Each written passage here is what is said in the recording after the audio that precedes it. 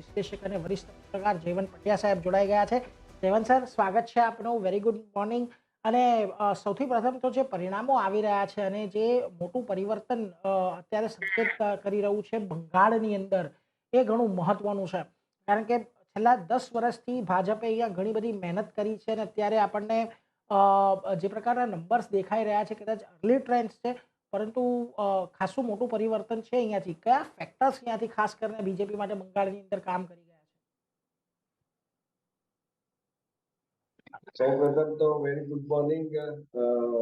વાત એ છે કે આજે 5 રાજ્યોના પરિણામો આપણે એના વલણો જોઈ રહ્યા છીએ અને 5 રાજ્યોમાં આસામ અને પુડુચેરીને બાદ કરતા પરિવર્તનનો એક દોર આપણે જોઈ રહ્યા છીએ. આ ખૂબ મહત્વનું છે રાજકારણમાં, કારણ કે આપણે છેલ્લી જેટલી ચૂંટણીઓ જોઈ અને ખાસ કરીને ભાજપ શાસિત રાજ્યોમાં, ત્યારે આપણે વાત કરતા હતા કે અહીંયા પરિવર્તન થશે કે કેમ, પરંતુ ત્યાં નથી થયું. એ જ રીતે ભારતની પડોશમાં પણ નેપાળ હોય, બાંગ્લાદેશ હોય, શ્રીલંકા હોય કે બીજા બધા પાકિસ્તાન હોય, ત્યાં પણ પરિવર્તન જોવા મળ્યું છે. અહીંયા પરિવર્તન નથી જોવા મળ્યું. ઓન ધ કોન્ટ્રારી, જે વિપક્ષો ભાજપની સામે હતા એ વિપક્ષોની સામે પરિવર્તન જોવા મળી રહ્યું છે, ચાહે તૃણમૂલ કોંગ્રેસ હોય કે ડીએમકે હોય. અને આ બધામાં એક હવે જે આપણે એક સામાન્ય તંતુ શોધવો હોય તો હું એ શોધું છું કે આ દેશમાં હિન્દુ વિરોધી રાજનીતિ અને જે પ્રકારનું આખું રાષ્ટ્રાંતરણ કરવાની વાત છે, પશ્ચિમ બંગાળ, તમિલનાડુ, કેરળ, તમે જુઓ કે બધા સીમાવર્તી રાજ્યો છે, સીમાને અડીને આવેલા છે, ચાહે દરિયાઈની સીમા હોય કે ચાહે પછી બાંગ્લાદેશની સીમા હોય. આસામ પણ બાંગ્લાદેશની સીમાને અડીને આવેલું રાજ્ય છે. અને આ બધા રાજ્યોમાં જે પ્રકારે મત માટે થઈને, વોટ બેંક માટે થઈને જે પ્રકારની રાજનીતિ, ગંદી રાજનીતિ કરવામાં આવતી હતી, હિંસાની રાજનીતિ કરવામાં આવતી હતી, હિન્દુ વિરોધી નિવેદનો આપવામાં આવતા હતા, અને આ બધા ઉપરાંત જે કલ્યાણકારી પગલા થવા જોઈએ, જે વેપાર ધંધાની નિરાશ હોવી જોઈએ, જે આર્થિક સ્થિતિ, રાજ્યની આર્થિક સ્થિતિ, કારણ કે આખું ભારત છે એમાં અમુક રાજ્યો છે ખૂબ સમૃદ્ધ હોય, અમુક રાજ્યો છે પાછળ રહી જાય, તો એ ન ચાલે. અને કેરળમાં તમે જોશો કે સુપ્રીમ કોર્ટે કહેલું કે તમે, આપણી આ ચેનલ આર્થિક છે તો આર્થિક બાબત ઉપર ભાર મૂકી રહ્યો છું કે કેરળ બાબતે સુપ્રીમ કોર્ટે કહેવું પડેલું કે તમારે જે દેવાની એટલે કે રૂલ લોનની જે ડેટની લિમિટ છે એમાં નહીં વધારીએ, કારણ કે તમે એનો માટેનું કોઈ શિસ્ત નથી રાખી અને સરકારી જે કઈ તમારી યોજના હોય કે પગાર હોય કે બીજા બધા જે કઈ ખર્ચાઓ હોય એને કંટ્રોલમાં નથી રાખ્યા અને સામા પક્ષે ઇન્વેસ્ટમેન્ટ આવે એવું કઈ કર્યું નથી, અને એટલા માટે તમારે અમે ડેટની લિમિટ નહીં વધારીએ. તો હું એક બહુ નાનકડું ઉદાહરણ આપીશ કે કઈ રીતે ત્યાં ઉદ્યોગ ધંધાને ફટકો પડે એવી એક પ્રથા છે. ડાબેરી નું વર્ચસ્વ હોવાના કારણે ત્યાં યુનિયનો ખૂબ ખુલ્યા ફાલ્યા,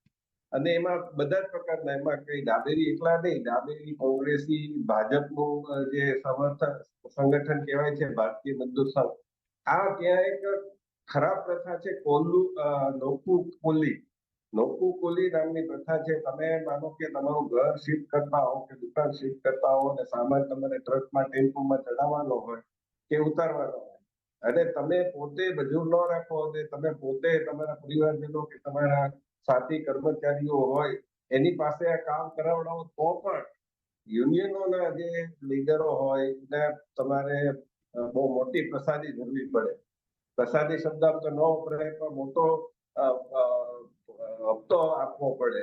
અને એ હપ્તો છે એને નોકુકુલી કહેવાય છે. વિચાર કરો કે આમાં કોઈ ત્યાં નોકરી માટે કેમ જાય, કોઈ વેપાર ધંધા માટે કેમ જાય, કારણ કે આ તો તમારે છાસવારે કરવું પડે. જે વેપાર કરતા હોય એ લોકો છાસવારે કરવું પડે. બીજું કે ઈસરો નો ટ્રક જતો હતો અને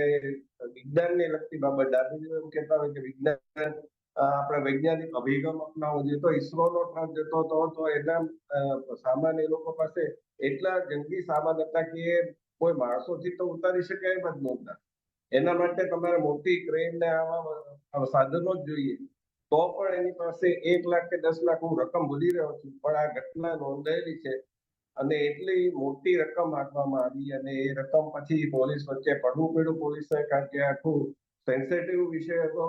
અને પછી મામલો થાળે પડ્યો. પણ આ પ્રકારનું છે કેરળમાં છે, તમિલનાડુમાં તમે જુઓ કે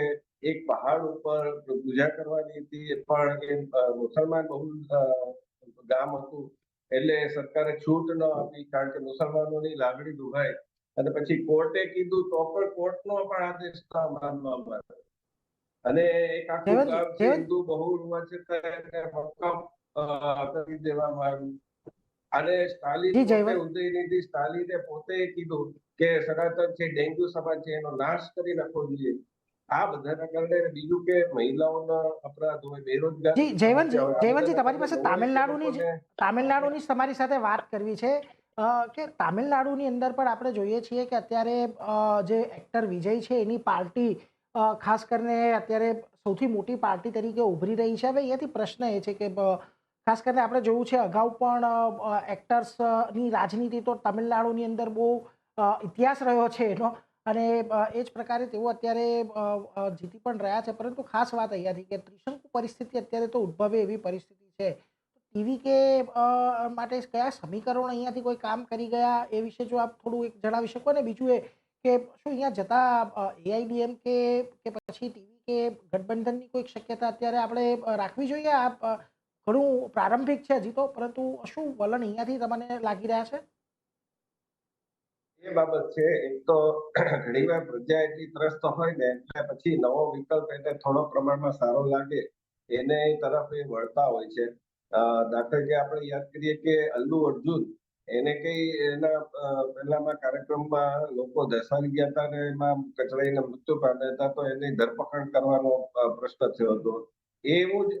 આ વિજયના સંદર્ભમાં થયું એ ખૂબ મોટા એક્ટર ગણાય છે મોટા સુપરસ્ટાર ગણાય છે એના કાર્યક્રમમાં કરોડ કે એવું કઈ નામ છે ત્યાં એની સભા હતી અને આ પ્રકારના 41 લોકો મરી ગયા હતા પણ એની સામે કોઈ ધરપકડ ન થઈ અને એની પ્રત્યે કૂણું વલણ અપનાવવામાં આવ્યું અને પણ છતાંય તે લોકોએ છે એ ઘટનાને જેમ આપણે ત્યાં ગુજરાતમાં કદાચ મોરબીની દુર્ઘટના થઈ છતાંય 2022માં ભાજપનો વિજય થયો 2026ની ચૂંટણીમાં આપણે જોઈએ છીએ કે સ્થાનિક સ્વરાજની ચૂંટણીમાં ભાજપનો વિજય થયો તો એ પ્રકારે ત્યાં વિજયને લોકોએ પસંદ કર્યા છે કારણ કે ડીએમકે ના શાસનથી લોકો કંટાળી ગયા હતા બીજું કે તમિલનાડુમાં જે કલ્ટ છે એક અભિનેતાનો કલ્ટ છે એ ખૂબ મોટો છે રજનીકાંતનો શો 5 વાગે હોય તો પણ એ લોકો છે દસવાનો કરે છે પિક્ચર જોવા માટે આજની તારીખે પણ કમલ હાસનનો શો હોય તો એ પણ લોકો છે પડાપડી કરે છે જે જયલલિતા ત્યાં અહીંયા આપણે હિન્દી ફિલ્મમાં પણ ઇજ્જત ફિલ્મમાં ધર્મેન્દ્ર સાહેબે અને ત્યાં તો ખૂબ મોટા સુપરસ્ટાર અને એ રાજકારણમાં તો એને બોલબાલા થઈ ગઈ એવી જ રીતે એમજી રામચંદ્રન અને પછી કરુણાનિધિ પોતે સ્ક્રિપ્ટ રાઇટર હતા જે આજે ડીએમકે કહીએ છીએ આપણે એ કરુણાનિધિનો પક્ષ એ કરુણાનિધિ પોતે પણ સ્ક્રિપ્ટ રાઇટર હતા તમે આંધ્રપ્રદેશ જશો તેલંગાણા જશો તો એનટી રામારાવ અલ્લુ અર્જુન પછી ચિરંજીવી આ બધાનું પણ રાજકારણમાં બોલબાલા છે પવન કલ્યાણ એની પણ બોલબાલા છે એટલે તમિલનાડુમાં ડીએમકે અને એઆઈડીએમકે માં શું હતું કે જયલલિતા નું અવસાન થઈ ગયું અને પછી પનીર સ્વામી અને પલાની સ્વામી બંને વચ્ચે મતભેદો થયા એકે તો પક્ષ પણ છોડી દીધો એ બંને નામોમાં ઘણી વાર આપણને ગૂંચવણ થતી હોય છે એટલે કોણે છોડ્યું એ કદાચ મારાથી ભૂલાઈ રહ્યું છે પણ એના કારણે શશિકલા પણ અને આ બધાના કારણે એઆઈડીએમકે નો અત્યારે ભલે બીજા નંબરે છે પણ સત્તાથી હજી પણ વંચિત આપણને લાગે છે હવે ગઠબંધનની જ્યાં સુધી વાત છે તો ડીએમકે પોતે પણ એની પ્રત્યે સોફ્ટ રહ્યું છે કારણ કે વિજય સામે ધરપકડ એની થઈ નથી એટલે કોની સાથે ગઠબંધન થાય છે એ હવે જોવું રહ્યું કારણ કે વિજય છે પોતે ક્રિશ્ચિયન પદ્ધતિમાં માને છે એને ચર્ચમાં પણ એ પ્રણામ કરવા ગયા હતા તો ગઠબંધન કોની સાથે થાય છે એ હવે આપણે જોવું રહેશે. જી, એટલે એ તો ખાસ કરીને જોવાનું રહેશે. એ સાથે જ જયવંતસિંહ, આભાર આપનો અમારી સાથે જોડાયા, ઇન ડિટેલ આ બધી ચર્ચા કરી એના માટે અને દિવસ દરમિયાન ફરી પાછા તમારી સાથે જોડાઈશું અને આ અંગે ચર્ચા પણ કરીશું. તો ખાસ કરીને જુઓ અત્યારની પરિસ્થિતિમાં આપણને જે આંકડા સામે આવી રહ્યા છે તમામે તમામ રાજ્યોમાંથી એ આપણને થોડાક